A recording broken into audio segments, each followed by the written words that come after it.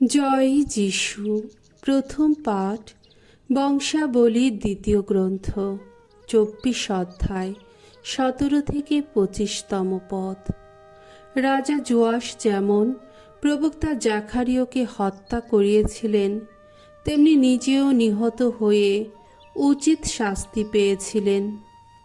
যাজক যেহোয়াদার মৃত্যুর পর জুদা এলাকার নেতৃজনেরা রাজা যোয়াসের কাছে প্রণাম জানাতে এলেন, আর রাজাও এবার তাদের কথায় কান দিতে শুরু করলেন। ফলে জুদা এলাকার লোকেরা তাদের পিতৃপুরুষদের ঈশ্বর ভগবানের মন্দিরে যাওয়া ছেড়ে দিয়ে যত আশেরা আর যত দেবমূর্তির পূজা আবার শুরু করে দিল। তাদের এই অপরাধের জন্যে জুদা এলাকার ও জেরুসালেমের লোকেরা তখন ঐশ্য ক্রোধের পাত্র হয়ে উঠল। লোকদের মন ফিরিয়ে আনবার জন্যে ভগবান তাদের কাছে একের পর এক প্রবক্তা পাঠালেন। তারা এসে ঐশ্য সতর্ক বাণী সকলকে শুনিয়ে গেলেন, কিন্তু তাদের কথায় কেউই কান দিল না। তখন ঈশ্বরের আত্মিক প্রেরণা যাজক যেহোয়াদার পুত্র জাকারিয়াকে আবিষ্ট করল। সমবেত লোকদের সামনে একটা উঁচু জায়গায় উঠে দাঁড়িয়ে তিনি সেদিন বললেন, শোনো, স্বয়ং ঈশ্বর এই কথা বলছেন, তোমরা কেন ভগবানের আদেশগুলি অমান্য করছো?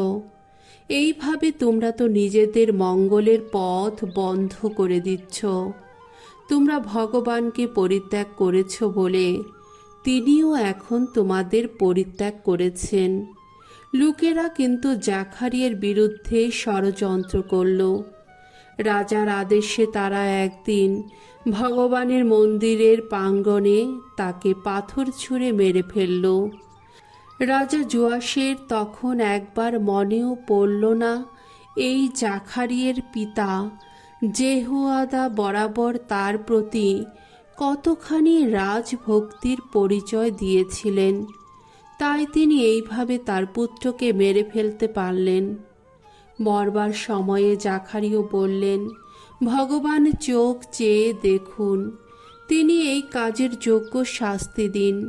তখন হলো কি, বছর ঘোরার পর আরামীয় সৈন্যবাহিনী যোয়াসের বিরুদ্ধে রণ অভিযান করল।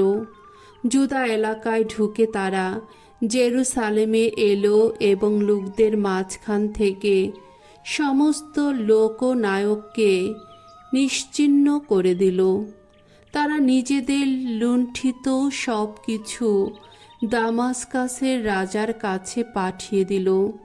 সেই যে আরামীয় সৈন্যবাহিনী এসেছিল, সংখ্যায় তারা ছিল অল্প লোক, কিন্তু তবুও ভগবান অতি বিশাল এক সৈন্যবাহিনীকে তাদের হাতে তুলে দিলেন, কেননা দেশের লোকেরা তাদের পিতৃপুরুষদের ঈশ্বর ভগবানকে পরিত্যাগ করেছে। আরামীয়দের হাতে সেদিন যোয়াস তার পাওনা শাস্তি পেলেন। তাকে নিদারুণ আহত অবস্থায় ফেলে রেখে আরামীয়রা শেষকালে ফিরে গেল। তিনি যে একদিন যাজক যেহোয়াদার পুত্রের রক্ত ঝরিয়েছিলেন, তার জন্যে তার নিজের কর্মচারীরাই তখন তার বিরুদ্ধে চক্রান্ত করল। তার নিজের শয্যার ওপরেই তাকে হত্যা করল। এইভাবে মারা গেলেন তিনি। তাকে সমাধি দেওয়া হলো দাউদ নগরীতে, কিন্তু রাজাদের সেই সমাধিস্থানে নয়। প্রভুর বাণী। ঈশ্বরকে ধন্যবাদ। শাম সঙ্গীত 89, 3 থেকে 4 পদ, 28 থেকে 33তম পদ। ধূপ। সেই মনোনীত জন যিনি প্রভুর ভালোবাসা তিনি পাবেন চিরদিন। ওগো ভগবান, তুমি যে বলেছ যে আমার মনোনীত জন নিজেকে বেঁধেছি আমি তার সঙ্গে সন্ধির বাঁধনে। আমার সেবক জন দাউদকে শপথ করে বলেছি আমি, তোমার বংশকে আমি চিরস্থায়ী করে তুলব। যুগে যুগে সুস্থিত রাখব তোমার রাজ সিংহাসন। তার প্রতি সদা জাগ্রত থাকবে আমার করুণা। তার সঙ্গে অটুট থাকবে সেই মহাসন্ধি আমার। তার বংশধারাটিকে আমি তো করব চিরস্থায়ী। আকাশের মতোই স্থিতিশীল করব তার সিংহাসন। পরে তার সন্তানেরা আমার বিধান যদি বর্জন করে, আমার নীতির পথে যদি নাই চলে তারা, আমার বিধি নিয়ম যদি বা লঙ্ঘন করে তারা, যদি না পালন করে আমার আদেশ, বেতের আঘাতে তাদের দোষের সাজা দেব, কশাঘাত করে তাদের অন্যায়ের শাস্তি দেব আমি। তবু দাউদের প্রতি আমার করুণা কিন্তু ফিরিয়ে নেব না, মিথ্যা হতে দেব না আমার বিশ্বস্ততা। বাণী বন্দনা। জয় জয় প্রভুর জয়। পরম ধনে যিনি ছিলেন ধনী, তিনি নিজেকেই করলেন কতদিনও।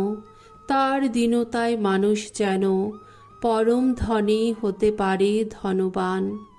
জয় জয় প্রভুর জয়। মথি রচিত মঙ্গল সমাচার 6 অধ্যায় 24 থেকে 34তম পদ। কোনো কিছুর জন্যে দুশ্চিন্তা করো না। স্নেহময় ভগবান সব দিকেই লক্ষ্য রাখেন। যিশু একদিন তার শিষ্যদের বললেন, কেউই কখনো একই সঙ্গে 2 মনিবের সেবা করতে পারে না। হয় সে একজনকে ঘৃণা করবে আর অন্যজনকে ভালোবাসবে, না হয় সে একজনের একান্ত অনুগত হবে আর অন্যজনকে উপেক্ষার চোখে দেখবে। ঈশ্বর ও অর্থ সম্পদ, এই দুইয়ের সেবা তোমরা একই সঙ্গে করতে পারো না। তাই আমি তোমাদের বলছি, কি খেয়ে প্রাণ বাঁচাবে বা কি পরে শরীরটা ঢেকে রাখবে, তা নিয়ে চিন্তিত হইও না। খাবারের চেয়ে প্রাণটা কি বেশি মূল্যবান নয়? জামা কাপড়ের চেয়ে শরীরটা কি বেশি মূল্যবান নয়? আকাশের পাখিদের দিকে একবার চেয়ে দেখো, কই তারা তো বীজ বুনে না, ফসলও কাটে না, গোলা বাড়িতে ফসল জমিও রাখে না, তবু স্বর্গে বিরাজমান তোমাদের পিতা তাদের তো খাইয়ে থাকেন। তোমাদের মূল্য কি তাদের চেয়ে বেশি নয়? বলো, তোমাদের মধ্যে কেই বা দুশ্চিন্তা করে নিজের আয়ু এতটুকু বাড়াতে পারে? জামা কাপড় নিয়েই বা তোমাদের এত দুশ্চিন্তা কেন? মাঠে লিলি ফুলগুলোর দিকে একবার লক্ষ্য করে দেখো তো, তারা কেমন বেড়ে ওঠে। কই, তারা তো কোনো কাজ করে না, এক গাছি সুতোও কাটে না। তবু আমি তোমাদের বলছি, স্বয়ং সলোমনের এত ঐশ্বর্য থাকা সত্ত্বেও তার পোশাক ওই ফুলগুলোর কোনোটির মতো সুন্দর ছিল না। সুতরাং যা মাঠের ঘাসেরই মতো, আজ যা আছে কাল যা উনুনে ফেলে দেওয়া হবে, তাকে যদি ঈশ্বর এইভাবে সাজিয়ে রাখেন, তাহলে তিনি কি এই ব্যাপারে তোমাদের জন্যে আরও অনেক বেশি কিছুই করবেন না? ওহে, এতই অল্প তোমাদের ভগবত বিশ্বাস? না, তোমরা এইসব প্রশ্ন নিয়ে দুশ্চিন্তা করো না যে আমরা কি খাবো বা কি পান করব কিংবা কি পরব। ধর্মবোধহীন মানুষেরাই তো ওসব কিছুর পেছনে ছুটে মরে।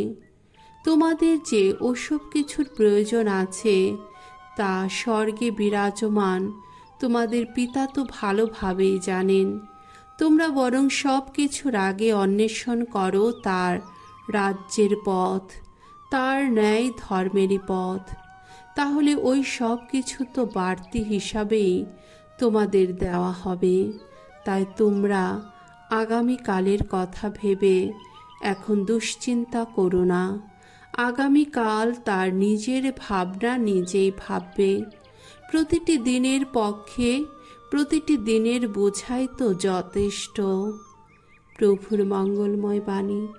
খ্রিস্ট প্রভু তোমার প্রশংসা হোক।